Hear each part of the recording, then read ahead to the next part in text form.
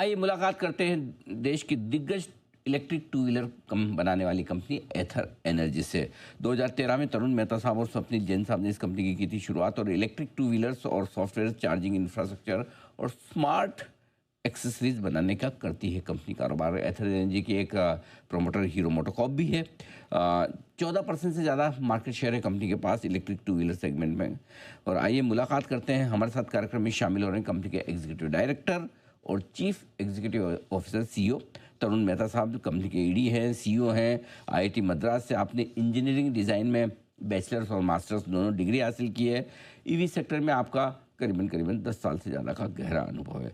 कल बाजार के दौरान आए थे नतीजे 2:30 के आसपास, आय बढ़कर आई 78%, 78-79%। कामकाजी नुकसान है 134 करोड़ का, ये 4% बढ़कर आया है। नेट लॉस 178 करोड़ का कंपनी ने दर्ज किया है, ये 2.5% घटा है। आइए नतीजों पर बातचीत करते हैं। मेहता साहब, गुड मॉर्निंग, स्वागत है आपका, धन्यवाद हमें समय देने के लिए। सबसे पहले ये जो रेवेन्यू ग्रोथ 78% की आई है, तगड़ी इतनी टॉप लाइन, इसके पीछे क्या कारण है सर, कहाँ से आई है? नमस्कार अनिल जी। नमस्कार सर। सो हमने लास्ट ईयर हमारा फैमिली स्कूटर लॉन्च किया था, एथर रिश्ता, एंड उसका रिस्पॉन्स काफ़ी स्ट्रॉन्ग रहा है सारे मार्केट्स में। Q1 में पर्टिकुलरली वो प्रोडक्ट लॉन्च भी नहीं हुआ था। तो ये जो आप पूरा ग्रोथ देख रहे हैं, I think the easy way to see this is, ये सारा ग्रोथ हमारे फैमिली स्कूटर के कारण आया है। तो इसका रिस्पॉन्स काफ़ी बढ़िया रहा है, इसके कारण हमारे मार्केट शेयर भी बढ़ा है, एंड पर्टिकुलरली नॉर्थ इंडिया में, नॉर्थ और वेस्ट इंडिया में हमारा मार्केट शेयर और वॉल्यूम ग्रोथ काफ़ी स्ट्रॉन्ग रहा है। अगर आप गुजरात देखेंगे तो ये लास्ट Q1 में हमारा मार्केट शेयर 4-5-6% था, एंड अब वो ऑलमोस्ट 18, 19, 20, 21 टका तक बढ़ गया है। तो नया फैमिली स्कूटर, उसके कारण ये आपको टॉप लाइन ग्रोथ दिख रहा है। ओके, तो चलिए, नए लॉन्चेस से बढ़िया ग्रोथ आता दिखा है। लेकिन जितना आपका रेवेन्यू बढ़ा है उस हिसाब से इबिटा लॉस कम नहीं हुआ, नेट लॉस कम नहीं हुआ, इसके पीछे क्या कारण रहे? एक्चुअली लास्ट वो Q1 के कंपैरिजन में एबिटा देखना शायद पूरा सही बेंचमार्क नहीं होगा, क्योंकि वो उस टाइम कंपनी का स्केल काफ़ी कम था। अब स्केल काफ़ी ज़्यादा है और हम ऑब्वियसली एक्सपेंशन फेज़ में हैं। ऑल्सो उस टाइम के कंपैरिजन में सब्सिडी का काफ़ी रिडक्शन हुआ है। उस टाइम सब्सिडी ऑलमोस्ट ₹10,000 पर व्हीकल थी, अब सब्सिडी ₹5,000 पर व्हीकल हो गई है। तो कंपनी ने ₹5,000 का सब्सिडी इम्पैक्ट एब्ज़ॉर्ब किया है, एंड उसके बावजूद ग्रॉस मार्जिन ग्रो किए हैं, एंड एबिटा लॉस थोड़े हद तक कम किया है। आप अगर पैट भी देखेंगे तो उसमें भी आपको काफ़ी अच्छा इंप्रूवमेंट दिखेगा। ट्रैजेक्टरी काफ़ी स्ट्रॉन्ग है, यूनिट इकोनॉमिक्स काफ़ी स्ट्रॉन्ग जगह पे है, तो ओवरऑल ट्रैजेक्टरी मुझे बहुत सही लग रही है। मार्केट शेयर आपने कहा कि बढ़कर आया है, कितना ओवरऑल मार्केट शेयर आपका बढ़ा है पूरे ओवरऑल इंडिया बेसिस पे देखें तो? सी अगर आप Q1 लास्ट ईयर कंपैरिजन में तो देखेंगे तो almost market share almost double हो गया है। उस टाइम हमारा 7.5-8%, 7.5% था। लास्ट क्वार्टर Q1 में हमारा मार्केट शेयर ऑलमोस्ट 14.5% रहा है।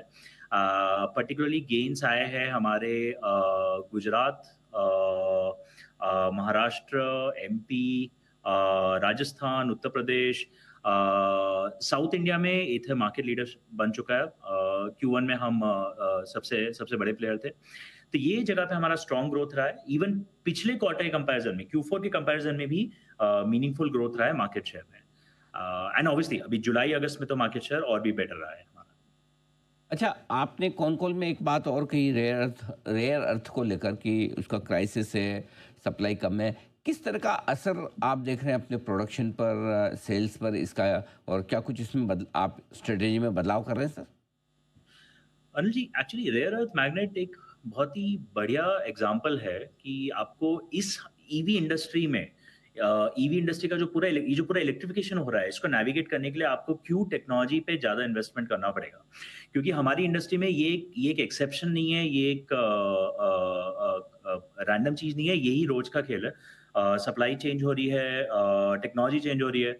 सो हमारी इंजीनियरिंग लास्ट काफ़ी महीनों से इस पे काम कर रही है। We are working on new magnets, new technologies, and काफ़ी कॉन्फिडेंस है कि in the next few weeks, few months we will move to technologies जहाँ पे हमें हेवी रेयर अर्थ की ज़रूरत नहीं पड़ेगी। सो हमारे हिसाब से इम्पैक्ट इस बदलाव के कारण, इस क्राइसिस के कारण काफ़ी लिमिटेड रहेगा, एंड Q2 के आगे एक्सटेंड नहीं करेगा। ओके, चलिए, तो दूसरी तिमाही के बाद में इसका असर नहीं दिखेगा। लेकिन क्या कोई ऑल्टरनेट सोर्सेज आप देख रहे हैं जहाँ से आपको रेयर अर्थ की सप्लाई मिल जाए, इस तरह का कोई देख रहे हैं? तो इसमें दो तीन ऑप्शंस है। पहले तो obviously long term as a country हमें heavy rare earth magnets India में ढूंढने चाहिए। रिसाइकलिंग एक ऑप्शन है, एंड हमारे रॉ मटेरियल कंपनीज को इसमें पुश करने की जरूरत है। But mid term realistic option ये है कि हम हैवी रेयर अर्थ से शिफ्ट होके लाइट रेयर अर्थ पे शिफ्ट हो जाए, जहाँ पे कोई there is no sanction on those materials, and वो मटेरियल्स चाइना के बाहर भी थोड़ा इजीली अवेलेबल रहेंगे। तो हमारा immediate focus is to move away from heavy rare earth to light rare earth, and eventually maybe even rare earth free motors. तो but medium term in the next few months and few quarters मुझे light rare earth पे ज़्यादा confidence है। Perfect. Mehta साहब, पूरे साल भर के लिए किस तरह का गाइडेंस या परफॉर्मेंस का आप इरादा रखते हैं कंपनी के लिए? सी हमारे बिजनेस में हमारे कॉम्पिटिटर्स ने ऑलरेडी काफ़ी डिस्ट्रीब्यूशन एक्सपांड कर चुके हैं, क्योंकि वो लेगेसी प्लेयर्स हैं, उनकी पेट्रोल के काफ़ी स्टोर्स ऑलरेडी ओपन है। हम्म। एथर का नेटवर्क एक्सपांशन लास्ट एक दो क्वार्टर से ही चालू हुआ है। तो आप देखेंगे तो लास्ट क्वार्टर हमने हमारा नेटवर्क 30-35% ग्रो किया। इस क्वार्टर भी हमने Q1 में भी हमने हमारा नेटवर्क वापस 30-35% ग्रो किया। तो हमारा नेटवर्क काफ़ी तेजी से भी एक्सपांड हो रहा है। तो नियर टर्म हमारा ग्रोथ काफ़ी हमारे नेटवर्क एक्सपांशन से आएगा, और ये नेटवर्क एक्सपांशन के पीछे हमारा फैमिली स्कूटर है, जो जिसका अपील पैन इंडिया है। So short term, near term, let's say next एक साल नेटवर्क एक्सपांशन से हमारा काफ़ी ग्रोथ आता रहेगा। नेक्स्ट ईयर के लिए हम एक नया लो कॉस्ट स्कूटर प्लेटफॉर्म बना रहे हैं, जिसके साथ हम और मेन स्ट्रीम जाना चाहते हैं, स्पेशली पैन इंडिया। तो नेक्स्ट ईयर हमें उम्मीद है कि वो नया स्कूटर प्लेटफॉर्म काफ़ी ग्रोथ ड्राइव करेगा। यूनिट इकोनॉमिक्स पे हम उन कुछ प्लेयर्स में से है जो पीएलआई पे डिपेंडेंट नहीं है।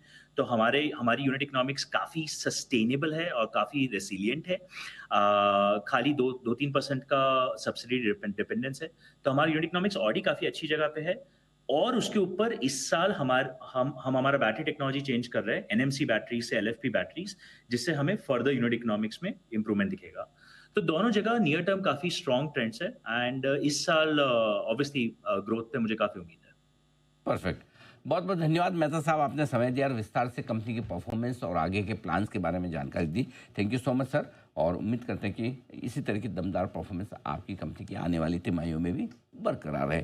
Thank you so much. आज के लिए बहुत बहुत शुक्रिया आपका।